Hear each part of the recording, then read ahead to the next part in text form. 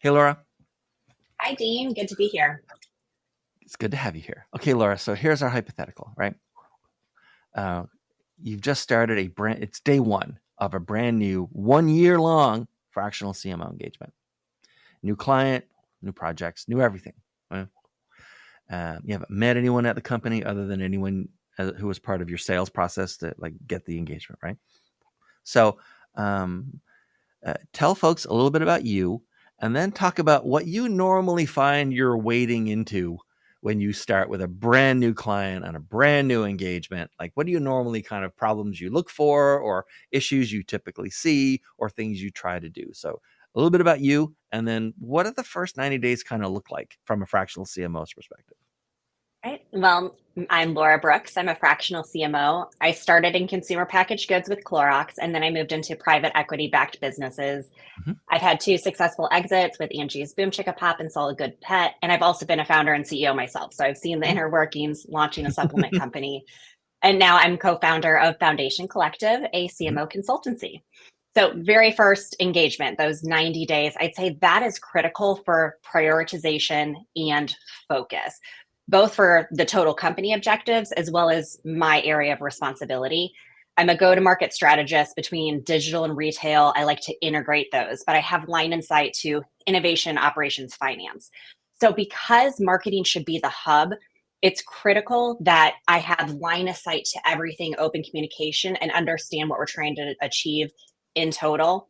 Because I actually find when I join companies, it tends to be the company has momentum, but they usually have then taken off too much that they can handle and they've lost that prioritization, they've lost that focus, and it causes all of the different functions to work in those silos. So Right. I need to break those down. First 90 days is critical for that and ensuring that what I view as the strategy is then lining up to those total company objectives. Right. All right. So imagine that it's day one and we're actually on site. And so we're in Okay. the little break room, you and me. I'm the CEO of this company, your client, right? And I Mhm. say, hey, Laura, so we've had a marketing department for a while. There's been like supervision, there's been management, there's been no leadership of marketing, right? No one at the leadership level. You're the very first. And so, you've worked with a lot of companies, you've talked to a lot of CEOs. I want to like do right by this. So, what should I do or not do as CEO, or what should I stop doing as CEO to make sure that like we at the company get maximum value out of the next 12 months from you? Yes, there's three things that I Mm, always recommend CEO does day one. Day one. mhm. And, these seem like no brainers, but you'd be shocked at how often companies just jump right to onboarding. Here's Right. a deck about the company. It doesn't work well that way because then you're drinking from the fire hose, as we all say. But Yep. first, very first thing, first interaction, set those clear expectations in open communication. If it means that something was wrong before, or there was culturally not a fit, or strategically, or budget, or whatever it ends up being, be open and honest about it. Same thing if there's some precious gems that need to continue on, even if it's a vanity project, make sure that that CMO knows day one, here are the clear expectations and here's the clear open communication. It's a two-way street, need that open communication. Number two, I always ask, integrate me into your leadership team. Even though I'm a fractional Mhm. resource, it is absolutely critical you treat me like I'm a full-time employee at that senior leadership level. I often find that CEOs think that they're going to bog down the CMO if they have access to the dashboards or Right. they're on the daily sales report. It actually makes me less efficient if I don't have visibility.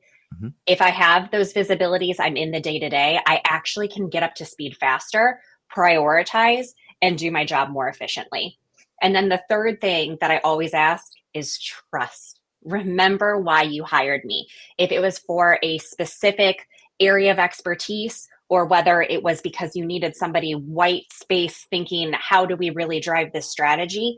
Make sure you trust that. Of course, you can have an opinion, but where I see that CMOs often start to fail is when they're not allowed to do the job that they're hired to do. The opinions start to come Right. in, and then it just creates this inefficiency, the lack of trust, the lack of communication, and it ends up making the total team more inefficient in the long run.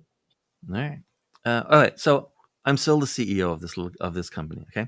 Mhm. and we're still talking. And I say, so Laura, um, like we have our marketing team. I'm looking at them right now on day one of you being here. I'm Yep. looking forward down the road 12 months to when this engagement ends, right? Uh, how's that team going to be ideally better, but how's it going to be different 12 months from now than it is right now on your day one, right? The mix of inside versus outside, Mhm. FTE versus contractor versus agency versus like, what they can do, how they approach things. Like, how are they going to be different 12 months from now when you're done versus today? Regardless if it's a project based or retainer Right. scope, I always think there's four things that I'm going to do to improve and leave you with. One is always going to be focus. You're going to hear me say this all the time, but it's so important. And this is where companies have the most trouble from a marketing perspective. So one, focus; two, clarity; three, unifying; and four, empowering. I truly believe that the CMO job, whether it's fractional or full time, is to block and tackle Right. because marketing is at the hub of everything that you do.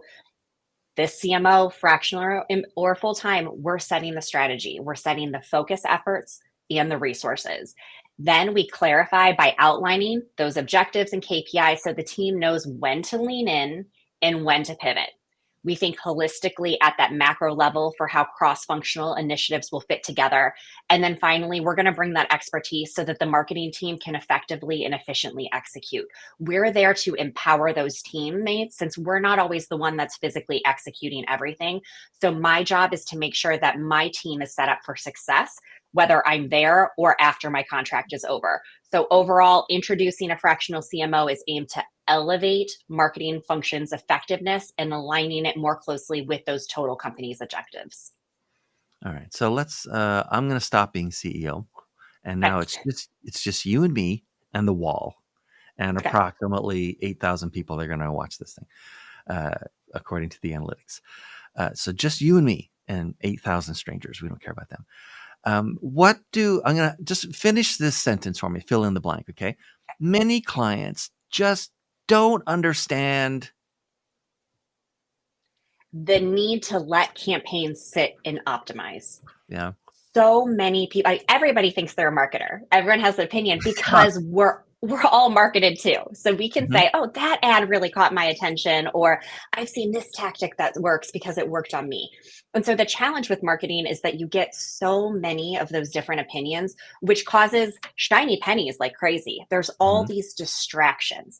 I saw this cool thing on TikTok. I heard this new platform. What about opening up D2C here? This innovation, so many different things that can cause a distraction. And what people don't truly understand is with marketing, you really do need to let the campaign sit. The duration depends on the execution and spend, but Yeah. to let it sit to optimize. Algorithms are getting smarter by the day. They're constantly changing, which is a frustration and why you need somebody to come in for the strategy. But without allowing it to sit, you're going to be very inefficient and burn through your cash. So, what I like to say is that you should be measuring monthly, optimizing quarterly. Of course, it could change if you see something wildly off, you're burning through your cash, you may have to stop something sooner. Or Mhm. if it's going like gangbusters, of course, lean in. But in general, I say every month, of course, look at all of your KPIs, whether it's conversion rates or engagement or impressions, whatever you're optimizing for, but don't change the strategy, the creative, or the messaging until you have enough of those insights to truly know what the campaign is doing. All right. So let's go a bit more lateral then. Okay. Let's Mhm. leave clients aside for a second. There are a lot of fractional CMOs, like a lot of people who are either voluntarily or involuntarily leaving corporate, right? And I mean like actual fractional CMOs, not like Yeah. 22-year-old like in charge of Facebook who just title inflation. But for those folks that are, they came out of like leadership, marketing leadership in corporate, they're going out on their own, let's say voluntarily, right? Like, how would you finish this sentence talking about those folks or talking to those folks, right? New fractional CMOs probably don't understand what about being a fractional CMO. Time management. And Yeah. I'm sure that feels like a shock because if we're at the caliber of a Yeah. CMO level, we should be able to do time management. It's different in the fractional world when you have clients. And this was eye Mhm. opening to me. I pride myself on being incredibly efficient. But what shocked me is when I looked at full time role, we don't realize in that full time role the amount of time that we have chit chatting in the hallway or on Mhm. Slack, just those breaks throughout the day. A full time job feels like 40 to 50 hours, sometimes more. But in reality, only about 30 of those hours are probably billable hours. So when you're starting to look at your workload, you may only be able to take on about 25 to 30 billable hours because you need that extra time to do invoicing, to Yeah. find your own insurance, to balance your budget. And of course, you can outsource some of these things. But there's so much of being a fractional CMO that you need to do behind the scenes to be successful that you can't pass on to your client. So it's very common of those luckily successful. So this is a good problem to have, but you take on too much because you don't realize how much you can really fit into a day, which is why I try my best whenever possible and encourage other fractional CMOs to do a project-based scope versus an hourly scope whenever Right. possible. It doesn't always work out. Sometimes you have to have those hourlies or at least those guardrails. But when you can price and scope based on the value you're providing versus the hours in seat, that automatically forces you to be efficient and better balance your schedule and understand what qualifies then as that billable versus that extra behind the scenes work. All right. That makes sense. Okay. So the economy has been kind of crazy for the last few years, Yes. and will probably be kind of crazy for the next year or two at least, right? Mhm. Um, as you're talking to companies, right? How's that sort of economic landscape affecting what they're doing with marketing, what they're spending, whether they're spending as much or more, right? Like what's Mhm. happening around marketing priorities and strategy given like the economy? Yeah, well, I'd say the first thing that's happening because of the economy is that companies are forced to look at their distribution model. Yeah. Many companies came out of COVID with a true D2C e-com only model, whether it's Mhm. really selling through their site or adding on an Amazon pure play combination. And that was the sexy thing to do of I have an e-com business. It's fast for me to get online and start to see things scale. However, now that it's a new normal, of course, we're seeing people go back to the store, and we're also seeing now the cost for advertising majorly go up, especially as Mm. we enter an election year Yeah. and holiday.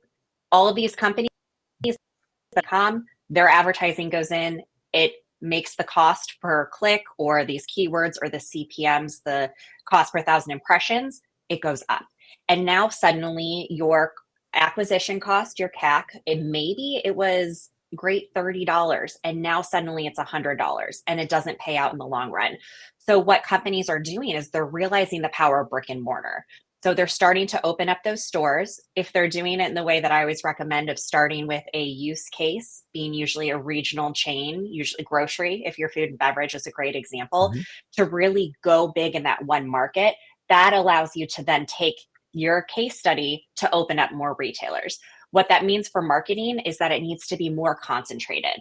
And instead of spreading yourselves too thin, I always recommend taking just a couple of tactics that are that full funnel awareness, the education, then the conversion. Don't forget about and making sure that you're filling that full funnel. You can't just do keyword searches. You can't just do shopper ads.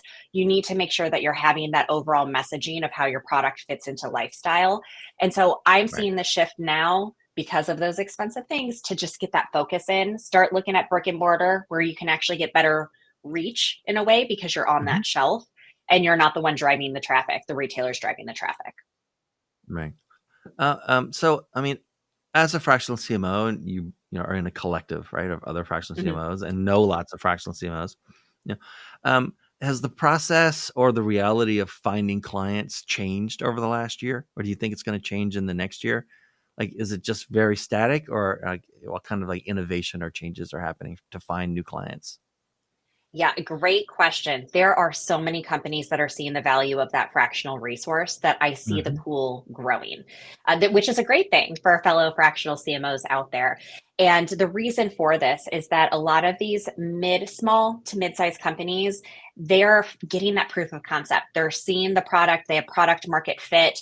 They're doing these tactics, but they're realizing that that overall strategy isn't there to get them to that next level. It can be too expensive to hire a CMO full time that has the experience Right. that you need. That's where that fractional resource comes in so well because they can come in, build the strategy, empower that team. The junior team continues to execute, report back into that CMO. And it's working really well. But where I see things, because now this fractional CMO base is growing, the definition of a fractional CMO, it's different for everybody. And so Yeah. that's the downside of the growth is that a fractional CMO for one person may be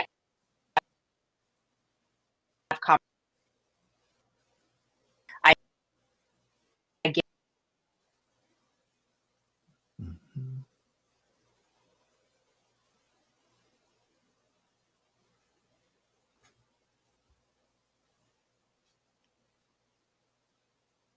Hey, Laura, there you are. where I am. Any of that? You may want to answer that question again. I'll ask it again. Sure. Actually, we can. Well, I don't Yeah. know because you're feeding directly into the cloud and I'm feeding directly into the cloud.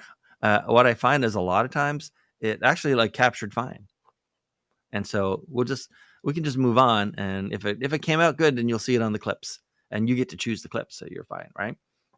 But I do have a question around um, some at any given time, especially in the crazy topsy turvy economy we're in right now. Some number of your clients or some percentage of your clients are like shrinking their marketing teams, and some of them are expanding their marketing teams, right?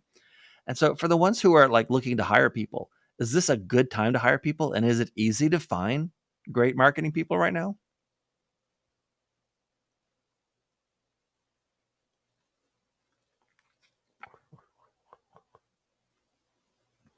You're frozen, or I'm frozen for all I know. There you are.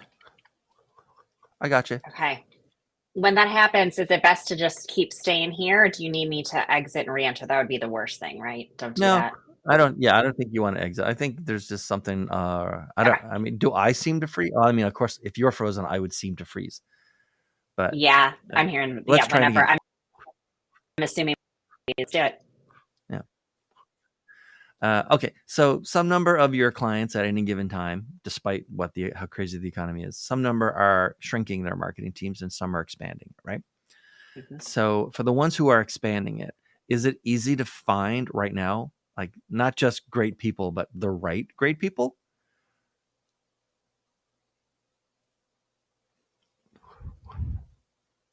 Oh, that's not good.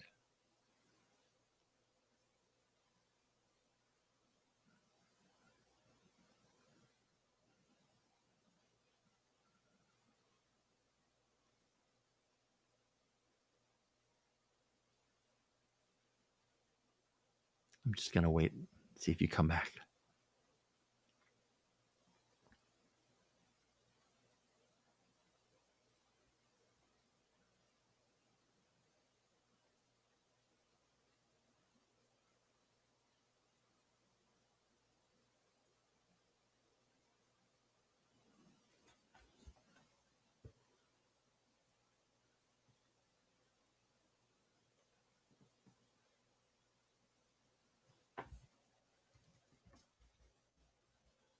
Okay, I have full bars too. I'm not sure what's There you happening. are. Do you have any advice? No, it's good that you're back. Just keep trying. I'm doing a Yeah, quick test okay. on my end, but I mean, I'm pretty solid. I'm on a fiber optic connection, so it's pretty rare for me to have any issues. Yeah, we're good on this side. All right, that's Okay. okay. We can just keep going. I'm gonna ask that question. You Okay. probably answered it like 3 times already, Yes. but okay. But okay, so you're still here. That's excellent. So some number of your clients or some number of companies, right, at any given time are either shrinking or hiring, expanding their marketing teams.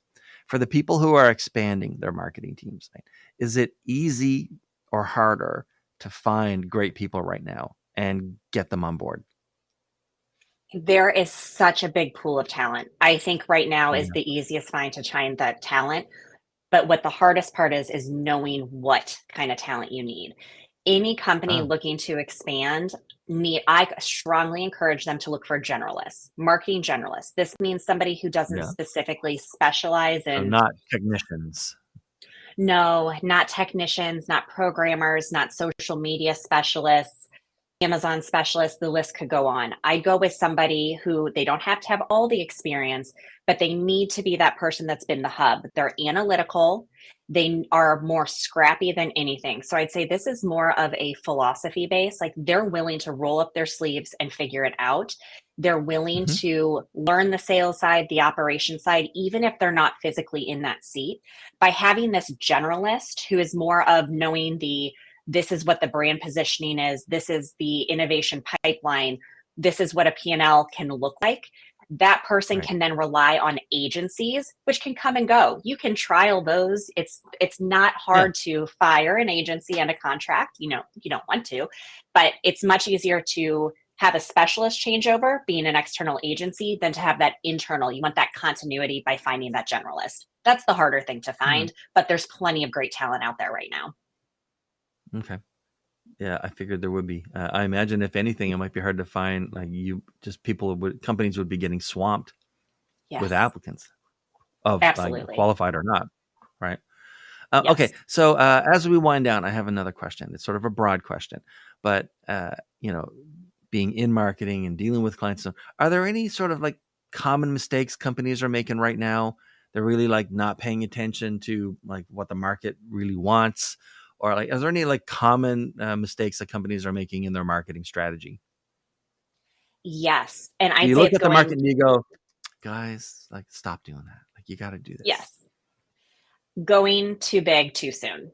It is Yeah. so exciting when you have the dollars and you can, or Hmm. the passion is there to just go straight to TV, as an example, or maybe a big macro Right. influencer, celebrity. I mean, there's so many big things out there.